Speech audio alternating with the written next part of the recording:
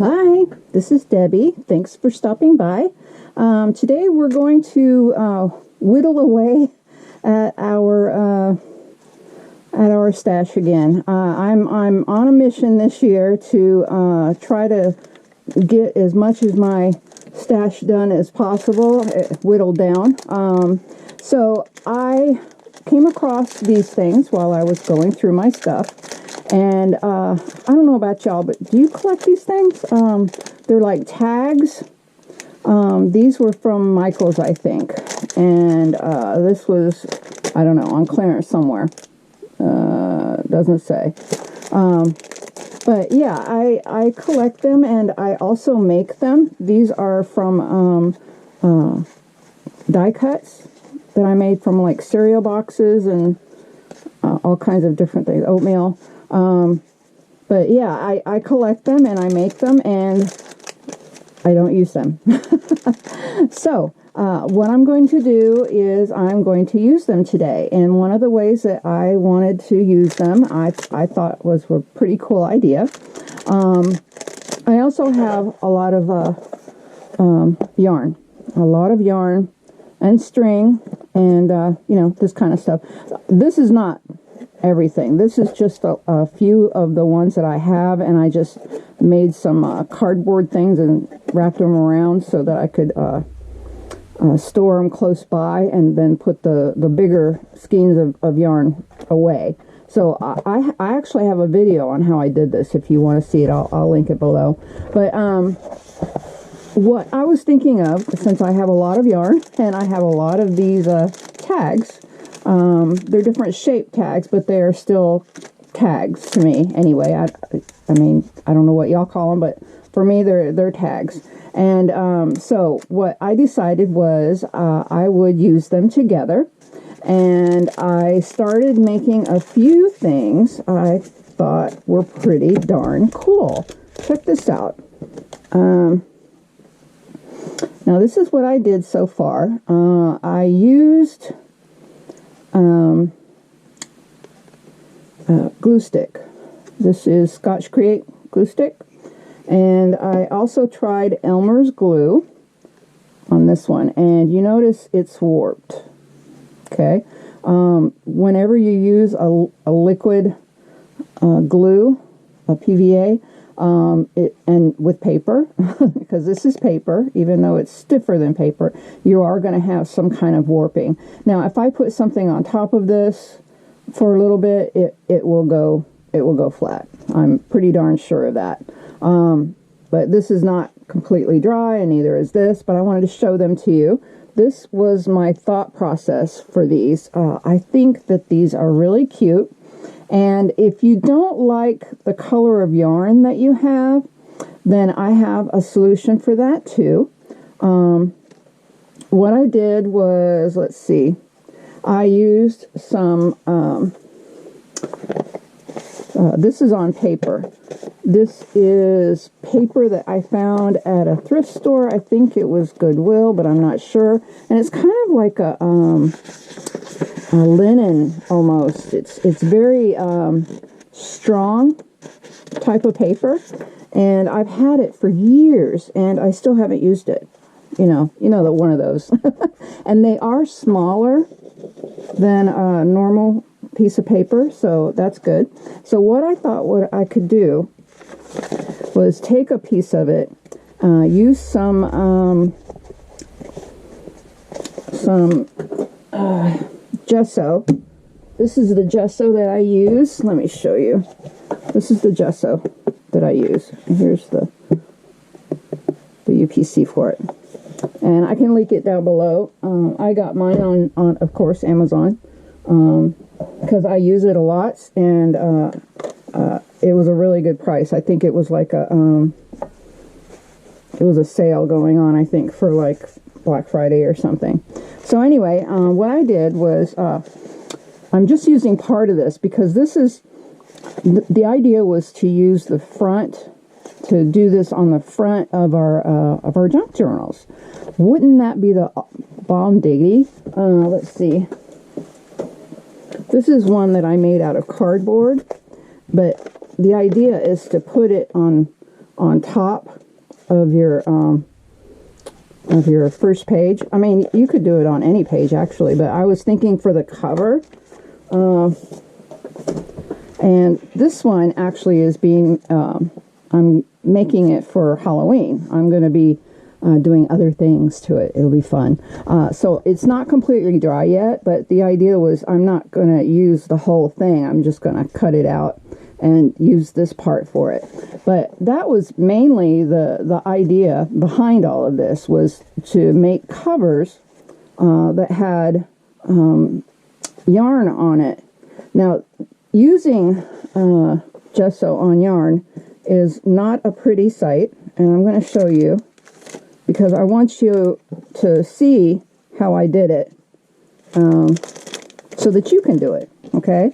And that's why I have the ugly cover out.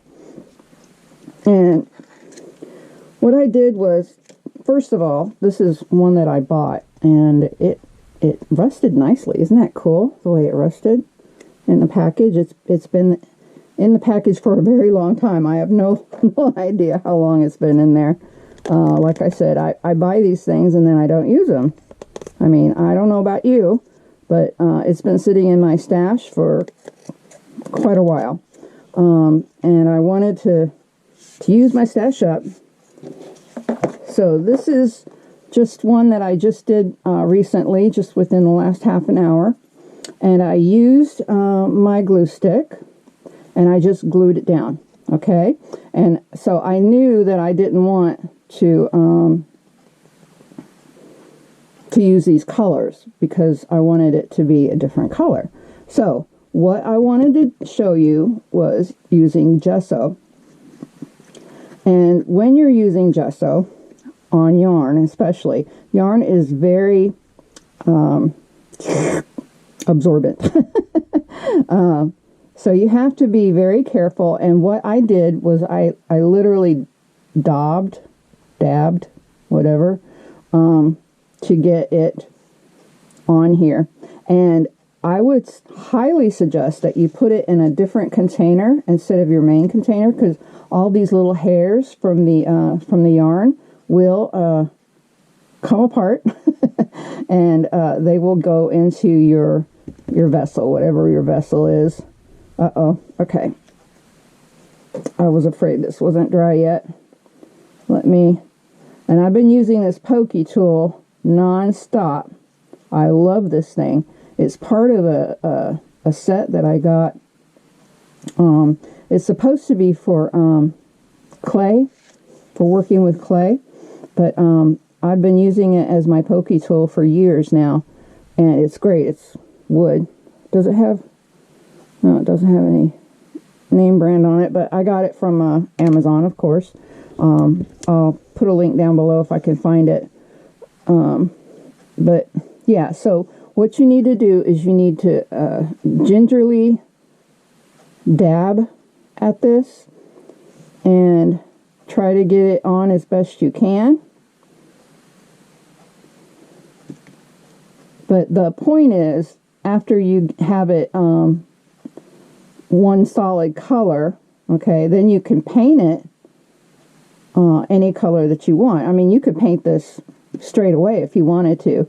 I just like to use gesso just to because gesso makes it where you can do anything to it. You know what I mean? If I wanted to, I could write on it after I was done gessoing it. Okay, this is just going to be a pain in my rear end. All right, well, I wanted to show y'all how I did it. So this is literally how I did it. It's painstakingly time-consuming, and it also consumes a lot of the liquid, whatever liquid you're putting on it, because of the yarn. Yarn is fibrous and takes up a lot of liquid. So the point is, I just wanted to show you how I did it. And okay, so this is just coming apart, and I'm going to stop. All right, so anyway, that was what I was trying to show you. It's very simple. It's not hard to do, but it is labor intensive. So I suggest that you go slowly, but these were really easy to do. They were really easy. In fact, let me show you one. Here, this is one that I cut out. These are also ones that I cut out as well. And let's see, I'll use this.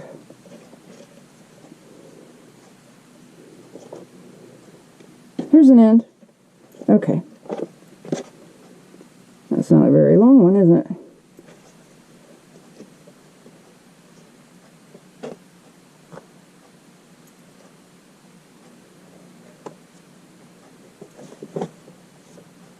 Well, I got a couple of smaller ones. All right, we'll go with it. Okay, so this is how I did it. I'll do it really quick so this won't take so long.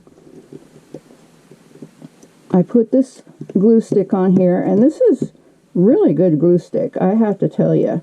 If I was using the kind that I was using before, I'm not going to say which one it was,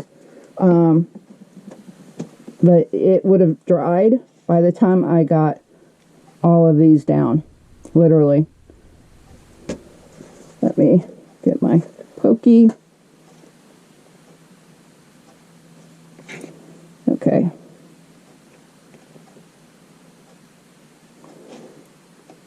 And so it stays wet the entire time that it takes for me to get this on here.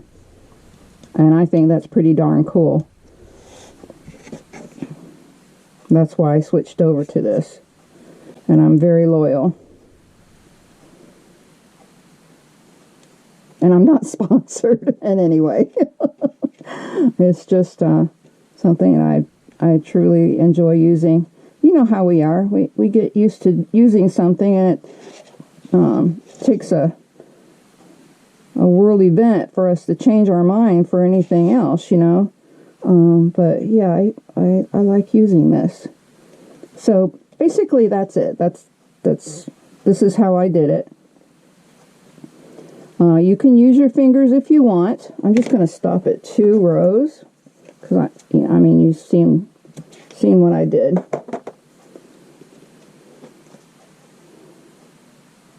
Okay, and there you go. And after it dries, then you can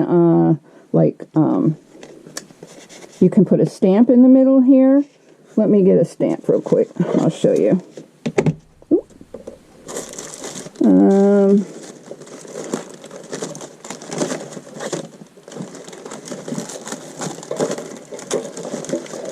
I've lost the one I was using. Here we go. I'll use this one. Okay. And I'm going to use the black soot.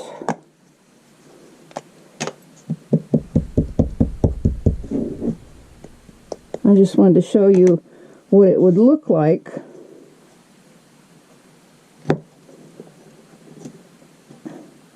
There we go. See? And also you can put a word up here too. And you can put some kind of material or some lace. I mean, you can do all kinds of different things to this. I think that these are awesome, and I was so excited when I thought of it. There's probably 50,000 other people that have done this already, but I haven't, and this is new to me, and I was excited when I thought of it, and I wanted to share it with y'all because this is really fun. When I started doing these other ones, you know, I was back here in my studio, and it was very quiet, and I kind of went into a Zen mode, you know, and I really enjoyed making these, and it didn't take very long at all. But you can do so much with these. You can paint them, and I made these holes a little bit bigger. I used this thing, swing line. I normally use my crocodile, but it's kind of big and bulky, and I was out of room over here, and I already had this out. So it's kind of like the same way that you can punch a hole with the crocodile, like this one. But yeah, it made a really good hole in it. Anyway, that's what I wanted to show you. I'm glad that you stopped by. I hope you make some of these and tag me, okay? I'm really excited to see what y'all come up with. Y'all are so creative. Anyway, thanks for watching, and peace out.